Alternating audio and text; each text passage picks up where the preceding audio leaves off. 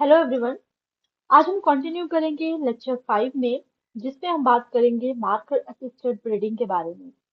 तो marker assisted breeding यानी कि मॉलिक्यूलर मार्कर से रिलेटेड एक सिलेक्शन प्रोग्राम है और एक ब्रीडिंग प्रोग्राम है जिसमें कि जीन पिरामिडिक की जाती है। तो आइए बात करते हैं सबसे पहले मार्कर्स के बारे में, यानी कि मार्कर्स होता क्या है एक्चुअल में। तो मार्कर एक डीएनए सीक्वेंस है जो कि इनहेरिटेंस को स्टडी करता है।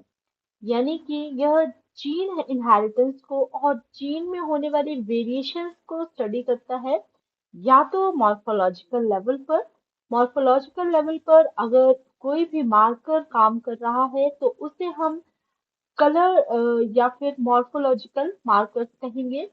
देन बायोकेमिकल मार्कर्स, मार्कर्स जो कि पर्टिकुलरली प्रोटीन्स और आइसोजाइम्स के बेस पे काम करते हैं, और डीएनए मार्कर्स जिन्हें कि हम मॉलिक्यूलर मार्कर्स के नाम से भी जानते हैं, जो कि डीएनए की एक स्पेसिफिक सीक्वेंस को या फिर एक पर्टिकुलर ट्रेट ऑफ इंटरेस्ट को किसी पर्टिकुलर दूसरे ऑर्गेनिज्म से डिफरेंशिएट करते हैं। यानी कि किसी कोई भी दो ऑर्गेनिज्म अगर आपस में डिफरेंट है तो वो किस बेस पर डिफरेंट है।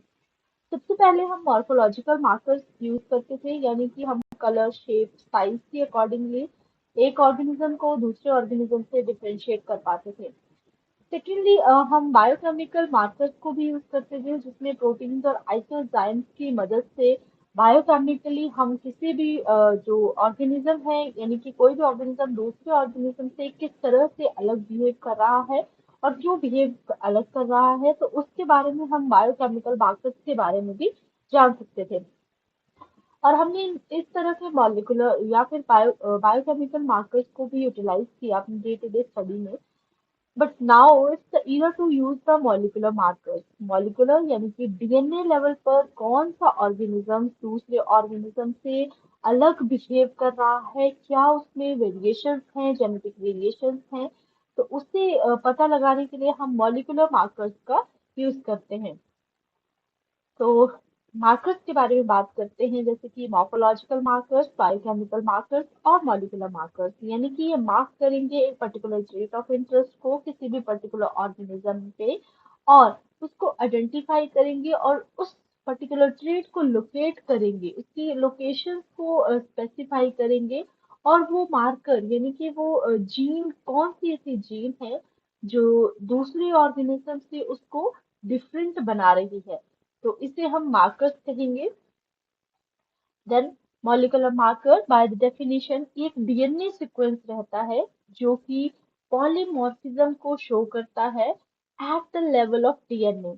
तो मार्कर्स बेसिकली मार्कर्स जो है टैग्स रहते हैं, और टैग टैग का मतलब है एक ऐसा स्पेसिफिक लेवल, एक ऐसा स्पेसिफिक जीन या फिर डीएनए सीक्वेंस जो कि आइडेंटिफाई करता है स्पेसिफिक जीन को और उसे लोकेट करता है in relation to other gene. तो जो डीएनए सीक्वेंस है उसे ही बेसिकली मॉलिक्यूलर मार्कर कहा जाता है।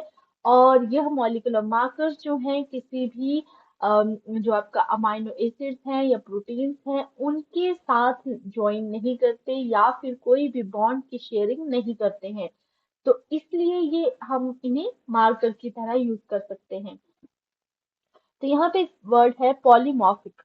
तो जितने भी डीएनए मार्कर्स रहते हैं या मॉलिक्यूलर मार्कर्स रहते हैं वो पॉलीमॉर्फिक शो होने चाहिए, यानी कि जो जीनोम है जहाँ पर एक पर्टिकुलर सेट है, मान लीजिए आपके पास एक जीनोम है जिसमें ये आपका एक डीएनए है और यहाँ पर आपका ये जो मार्कर है ये लोकेटेड है। तो यह मार्कर जो है इस डीएनए में एक इवनली डिस्ट्रीब्यूशन होनी चाहिए, यानी कि अगर यह इस पोजीशन पे प्रेजेंट है तो इस पे भी रहना चाहिए, इस पोजीशन पे भी, इस पे भी और इस पोजीशन पे भी। हर एक पोजीशन पे ये इवनली डिस्ट्रीब्यूट होना चाहिए और इसकी किसी भी मॉलिक्यूलर लेवल पे किसी भी अदर न्यूक्लियोटाइड बेस पेयर के साथ बॉन्डिंग नहीं होनी चाहिए या फिर किसी भी प्रोटीन के साथ, अमाइनो एसिड्स के साथ यह लिंकअप नहीं करेगा और इवनली डिस्ट्रीब्यूट होगा पूरे के पूरे जीनोम में। देन कोडोमिनेंट का मतलब है कि अगर कोई मार्कर जो है वो हेटेरोजाइगस स्टेट को भी स्पेसिफाई कर रहा है तो उसे हम कोडोमिनेंट मार्कर कहेंगे। डोमिनेंट मार्कर्स भी देखने को मिलते हैं, तो डोमिनेंट मार्कर्स उस तरह के मार्कर्स रहते हैं जो केवल और केवल होमोजाइगस स्टेट को ही स्पेसिफाई करेंगे। तो हेटेरोजाइगोसिटी का पता हम डोमिनेंट मार्कर से नहीं लगा सकते, इसीलिए मार्कर एक ऐसा ट्रेट होना चाहिए, एक ऐसा सीक्वेंस होना चाहिए जो कि कोडोमिनेंट हो और हाईली रिप्रोड्यूसिबल हो। यानी कि अगर हम इस मार्कर को किसी भी डीएनए के सीक्वेंस को एक पर्टिकुलर लैब में स्टडी कर रहे हैं तो सिमिलरली वो दूसरी लैब में भी उसी तरह के रिजल्ट्स को शो करे। या फिर एक पर्टिकुलर स्टेट में अगर एक मार्कर को यूटिलाइज किया जा रहा है, सपोज एएफएलपी मार्कर को यूज किया जा रहा है, तो एएफएलपी मार्कर उस पर्टिकुलर जीन के लिए, पर्टिकुलर ट्रेट ऑफ इंटरेस्ट के लिए सिमिलरली वैसे ही बिहेव शो करे जैसा कि दूसरी लैब में वो बता रहा है। यानी कि दोनों का जो रिप्रोड्यूसिंग बिहेवियर है दोनों मार्कर्स का for a particular gene of interest के लिए वो सेम रहना चाहिए। देन मार्कर्स जो है वो इजी होने चाहिए, यानी कि उन्हें इजीली अवेलेबल किया जा सके, इजीली डिटेक्ट किया जा सके, और markers must be cheap so that कि मॉलिक्यूलर लेवल पे स्टडीज को कैरी आउट किया जा सके। नेक्स्ट स्टेप तो यही है कि मार्कर जो है इवनली डिस्ट्रीब्यूट होने चाहिए जीनोम में। देन कुछ अलग तरह के मार्कर्स हैं, यानी कि पॉलीमरेज चेन रिएक्शन और non polymerase chain reaction type of molecular markers. तो नॉन पीसीआर बेस्ड मार्कर सिर्फ आपका रिस्ट्रिक्शन फ्रेगमेंट लेंथ पॉलीमॉर्फिज्म है या पॉलीमॉर्फिक मार्कर है। देन पीसीआर बेस्ड है RAPD, SSR, AFLP, then STS, ISSR, car and SMPs. तो ये हमारे पीसीआर बेस्ड मॉलिक्यूलर मार्कर्स हैं। नाउ बात करते हैं एप्लीकेशन ऑफ मॉलिक्यूलर मार्कर्स की। मॉलिक्यूलर मार्कर्स को हम कहाँ कहाँ यूटिलाइज कर सकते हैं? सबसे पहले मार्कर से हम मार्कर असिस्टेड सिलेक्शन कर सकते हैं। जो कन्वेंशनल ब्रीडिंग मेथड थे या पुराने जो ब्रीडिंग मेथड्स थे उसमें हम इंट्रोडक्शन और सिलेक्शन कैरी कर रहे थे on the basis of phenotype. लेकिन जब हम सिलेक्शन और इंट्रोडक्शन के बाद जो सिलेक्शन का प्रोसेस है वो मार्कर्स की हेल्प से करेंगे, यानी कि कौन सा जीन एक पर्टिकुलर ट्रेट ऑफ इंटरेस्ट के साथ एसोसिएटेड है तो उसी स्टडी को हम मार्कर्स के थ्रू कैरी आउट करेंगे, इसलिए इसे हम मार्कर असिस्टेड सिलेक्शन कहेंगे। देन सेकेंड स्टेप रहेगा, जो सेकेंड एप्लीकेशन है वो है मॉलिक्यूलर मार्कर की जीन मैपिंग और quantitative trait loci mapping. Then diversity analysis. तो मॉलिक्यूलर मार्कर से हम सिलेक्शन कर सकते हैं, जीन मैपिंग कर सकते हैं और डाइवर्सिटी को भी एनालाइज कर सकते हैं। सबसे पहला स्टेप रहता है मार्कर असिस्टेड सिलेक्शन का। तो मार्कर असिस्टेड सिलेक्शन एक इनडायरेक्ट वे है, एक जिससे कि हम मार्कर्स का यूटिलाइज कर सकते हैं किसी भी पर्टिकुलर ट्रेट ऑफ इंटरेस्ट के लिए या फिर जेनेटिक डिटर्मिनेशन के लिए और डिटर्मिनेंट्स के लिए। तो मार्कर की हेल्प से हम सिलेक्शन करेंगे इनडायरेक्ट वे से, तो उसे हम मार्कर असिस्टेड सिलेक्शन कहेंगे। जैसे कि यहाँ पे दो प्लांट्स हैं, दोनों प्लांट्स में P1 पेरेंट P1 और पेरेंट P2 है। P1 पेरेंट जो है जिसमें कि दो स्पेसिफिक जीन है, स्पेसिफिक जीन ऑफ इंटरेस्ट है। देन P2 में जो एक स्पेसिफिक ट्रेट ऑफ इंटरेस्ट है वो लोकेटेड है, जो कि आपको ब्लैक कलर से शो किया गया है। तो जब हम दोनों पेरेंट्स को क्रॉस करेंगे यानी कि इसके हाइब्रिड F1 को देखेंगे तो F1 जो है वो दोनों का कॉम्बिनेशन होगा, यानी कि दोनों के गैमेट्स इसमें ट्रांसफर हुए होंगे F1 के, F1 में पेरेंट P1 और पेरेंट P2 से। देन F1 को हम सेल्फ करेंगे, यानी कि सेल्फिंग करेंगे F1 की। उसके बाद हमें एक large number of F2 second generation filial population मिलेगी। तो वहां से हमने जो हमारी पॉपुलेशन होगी हर एक प्लांट से हमने डीएनए को एक्सट्रैक्ट करना है। यानी कि जो डीएनए है वो किसी भी टिश्यू में प्रेजेंट हो सकता है। देन हम उसकी जीनोटाइपिंग पे जाएंगे, जीनोटाइपिक पे जाएंगे यूजिंग द पॉलीमॉर्फिक प्राइमर्स या डीएनए प्राइमर्स को हम यूज करेंगे। देन हम उसे एग्रोस जेल इलेक्ट्रोफोरेसिस पे उस पीसीआर प्रोडक्ट की रनिंग करेंगे। देन पीसीआर प्रोडक्ट की जब हम रनिंग करेंगे तो हम जो जो हमारा रिजल्ट रहेगा उसमें हम देखेंगे कि कौन सा ऐसा प्लांट है जो कि आपका मॉलिक्यूलर मार्कर एक स्पेसिफिक ट्रेट ऑफ इंटरेस्ट को शो कर रहा है। तो here you can see the second plant number second, plant number fifth, plant number eighth, plant number 10 and 11। ये प्लांट्स जो है वो एक स्पेसिफिक मॉलिक्यूलर मार्कर को आइडेंटिफाई कर रहे हैं उसके स्टेट ऑफ इंटरेस्ट के लिए। तो इन्हें हम इनकी यानी कि इन प्लांट्स की जो हम सिलेक्शन है वो मार्कर्स के हेल्प से ही करेंगे, तो इसलिए इसे हम मार्कर असिस्टेड सिलेक्शन कहेंगे। Now marker assisted breeding scheme क्या है? मार्कर असिस्टेड ब्रीडिंग यानी कि जिसमें हम किसी भी प्रकार के ब्रीडिंग मटेरियल को इवेलुएट करेंगे by using the markers, then we will go for the marker assisted back crossing.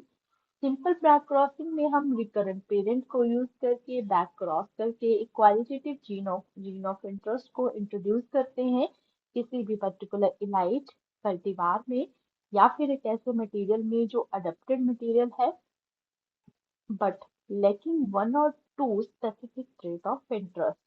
तो यहाँ पर हम बैक क्रॉसिंग करेंगे by the aid of markers. Then marker assisted pyramiding. Marker assisted pyramiding में number of qualitative jeans को हम एक particular locus पे गैदर करेंगे, कलेक्ट करेंगे, कंबाइन करेंगे। यानी कि मान लीजिए आपके 4 तरह के जो स्पेसिफिक ट्रेट्स हैं वो एक पर्टिकुलर आपके ऑर्गेनिज्म में प्रेजेंट नहीं है, तो उस ऑर्गेनिज्म वो ऑर्गेनिज्म जो है जबकि सुटेबल है, अडेप्टेड है और एक अलाइड वैरायटी है with all respects, but lacking that four main components, यानी कि 4 मेजर जीन्स में वो एब्सेंट है, जो क्वालिटेटिव जीन्स है, या फिर आप कह सकते हैं 4 तरह के डिजीज रेजिस्टेंस उसमें नहीं है but otherwise it is a well adapted variety. तो उस केस में हम उन जीन को कंबाइन करेंगे एक पर्टिकुलर ऑर्गेनिज्म में या पर्टिकुलर डीएनए में और वहां पे उसको पिरामिड करेंगे, तो उसे हम मार्कर असिस्टेड पिरामिडिंग कहेंगे। Then we will go for the early generation selection and combine approach. तो marker assisted evaluation of breeding material में सबसे पहले कोई भी कल्टीवार है उसकी आइडेंटिफिकेशन की जाएगी और उसकी असेसमेंट की जाएगी, प्योरिटी की जाएगी, प्योरिटी बेसिस पे। देन जेनेटिक डाइवर्सिटी की असेसमेंट की जाएगी और पेरेंट्स को सेलेक्ट किया जाएगा using the markers, then we will go for the heterosis study.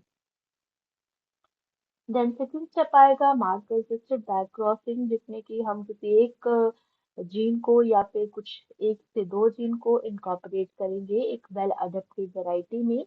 तो 3 लेवल रहते हैं मार्कर असिस्टेड बैक क्रॉसिंग के: foreground selection, recombinant selection and background selection. तो बैकग्राउंड सिलेक्शन और रिकॉम्बिनेंट सिलेक्शन जो है वो बैकग्राउंड सिलेक्शन के अंदर ही आता है। देन एडवांटेजेस क्या है मार्कर असिस्टेड ब्रीडिंग के? तो मार्कर असिस्टेड ब्रीडिंग से हम इफेक्टिव सिलेक्शन कर सकते हैं टारगेट लोकस की, लोसाइज की, और इससे हम लिंकेज ट्रैक को भी मिनिमाइज कर सकते हैं। Thirdly, we can also accelerate the recovery of recurrent parent also. Then gene pyramiding में कंबाइनिंग की जाती है मल्टीपल डिजीज रेजिस्टेंस जीन की एक पर्टिकुलर कल्टीवार में या जीनोटाइप में। सबसे पहले आइडेंटिफाई किया जाएगा रेजिस्टेंस जीन को एक पर्टिकुलर जीन सोर्स से, देन उस जीन को उन जीन्स को ट्रांसफर किया जाएगा एक इलाइट जीनोटाइप में जो कि डेफिशिएंट है उन 3 तरह की जीन्स में या 4 तरह की जीन्स में।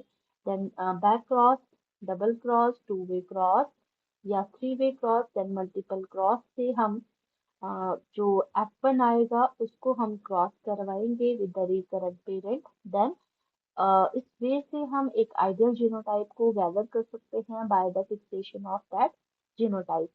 Then early generation mass selection को हम सीडलिंग स्टेज पे कैरी आउट कर सकते हैं, यानी कि कोई भी अनडिजायरेबल जीन्स रहेंगी तो उन्हें हम सीडलिंग स्टेज पे डिस्कार्ड कर सकते हैं, जिससे कि ब्रीडर का कम से कम टाइम लगेगा फॉर द सब्सिक्वेंट जनरेशन और हाई प्रायोरिटी लाइन्स को सेलेक्ट करने के लिए। इसमें हमें एडवांटेजेस यही रहेगा कि जो रिसोर्सेज हैं उन्हें हम इफेक्टिवली यूटिलाइज कर सकते हैं for the selection of few line. Then next आता है मार्कर डायरेक्टेड फिनोटाइपिंग, जिसे कि हम कंबाइंड अप्रोच भी कहते हैं। तो इस केस में हम जो फिनोटिपिक सिलेक्शन है वो पहले हम on the basis of visually हम किसी भी दो ऑर्गेनिज्म के बीच, दो प्लांट्स के बीच क्या डिफरेंस है उसके बेस पे हम सिलेक्शन कैरी आउट करते थे। बट हियर हम मार्कर को डायरेक्ट करके फिनोटाइपिंग करेंगे। सपोज आपका रिकरेंट पेरेंट है, दैट इज P1, जिसे कि हम बार बार क्रॉसिंग प्रोग्राम में, हाइब्रिडाइजेशन प्रोग्राम में यूज करेंगे। देन सेकंड वन आपका डोनर पेरेंट है, जिसमें वो स्पेसिफाइड जीन जो है वो प्रेजेंट है। जब हम F1 बनाएंगे, यानी कि जो फर्स्ट फीडियल जनरेशन रहेगी, वो आपके पास दोनों का कॉम्बिनेशन होगा, यानी कि दोनों पेरेंट्स से वो गामेट्स को ट्रांसफर हुए होंगे जो दोनों पेरेंट्स से रिकरेंट पेरेंट्स में चाहिए। देन हम चाहते हैं कि रिकरेंट पेरेंट की तरह ही हमारी नेक्स्ट सिलेक्शन आए या नेक्स्ट प्रोजेनीज आए, क्योंकि रिकरेंट पेरेंट जो है एक वेल अडेप्टेड वैरायटी रहती है, जिसमें सारे के सारे वो फीचर्स पाए जाते हैं जो एक पर्टिकुलर वैरायटी में होने चाहिए, but it is lacking only in one और टू कैरेक्टर्स और वन और two disease resistance related genes. तो जब हम F1 को क्रॉस करवाएंगे P1 के साथ, पेरेंट P1 के साथ जो कि रिकरेंट पेरेंट है, तो हमें बैक क्रॉस F1 प्रोजेनीज मिलेगी दोनों की। तो इस बेस पे हम मार्कर असिस्टेड सिलेक्शन करेंगे। मार्कर असिस्टेड सिलेक्शन की जाएगी फिनोटिपिक बेसिस पे कि कौन सा जो पेरेंट है, डोनर पेरेंट है, वो उसकी तरह ही रिकरेंट पेरेंट आपका दिखाई दे रहा है। तो इससे हम क्वालिटी ट्रेट्स को स्पेसिफाई कर सकते हैं और 100% एक्यूरेसी मिलती है फेनोटाइपिक स्क्रीनिंग से। But it is more expensive as compare to marker genotyping, और इससे हम टाइम और कॉस्ट को भी सेव कर सकते हैं। तो ये अप्रोच जो है इम्पोर्टेंट और एफिशिएंट अप्रोच है, क्योंकि इससे हम जब लार्ज पॉपुलेशन का साइज है वहां पर हम फिनोटाइपिंग का यूज कर सकते हैं, और ऐसे ट्रेड्स जिनकी हेरिटेबिलिटी लो है उन ट्रेड्स के लिए भी हम मार्कर डायरेक्ट फिनोटाइपिंग का यूज कर सकते हैं। So this is all about the marker assisted selection of breeding programs and about the markers. Thank you everyone.